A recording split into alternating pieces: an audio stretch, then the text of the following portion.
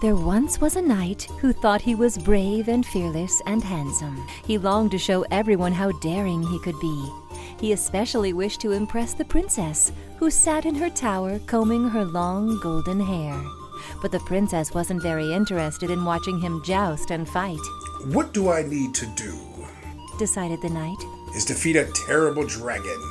Then the princess will see how marvelous I am. The trouble was, no one had seen a dragon for 101 years.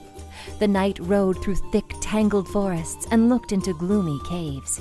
He even peered down a raging volcano, but he could not find a single dragon. Then one day, without warning, a dragon appeared on the horizon, and he was a pretty big one too, with smoke pouring from his terrible mouth. The knight was delighted and ordered the squire to ready his armor. The squire ran to the armory, which was down 101 steps. He chose the strongest suit of armor he could find and ran back up the stairs. And all the while, the dragon rampaged across farms, scattering cows and sheep. The townspeople were very scared and ran inside their houses. Back in the castle, the squire gave the armor to the knight. Not that armor, you fool! He bellowed. I need my shining armor with the curly flourishes. And fetch me a helmet with a visor. The squire ran down the 101 steps and found the knight's shining armor and a helmet with a visor.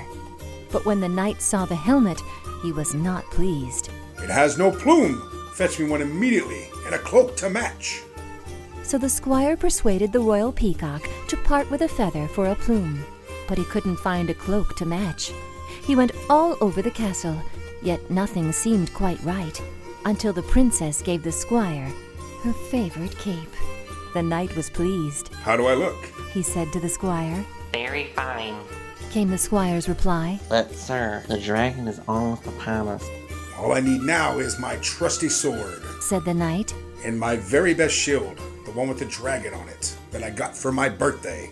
The squire ran down the 101 steps and fetched the sword and the shield. The knight grabbed them and swept off through the castle. It took a rather long time because the armor was heavy, and it was hard to see through the visor, and he kept tripping on his cloak. But he looked marvelous. Now where is that dragon? Outside, the princess stood before the dragon. Who needs saving? She said. Dragons are easy to tame. But I wanted to fight him. The knight protested. Well, you'll have to wait for another dragon, said the princess. and that might not be for another 101 years. The knight was very angry. He trudged back up to his tower. Meanwhile, the princess married the squire, and the dragon roared with laughter.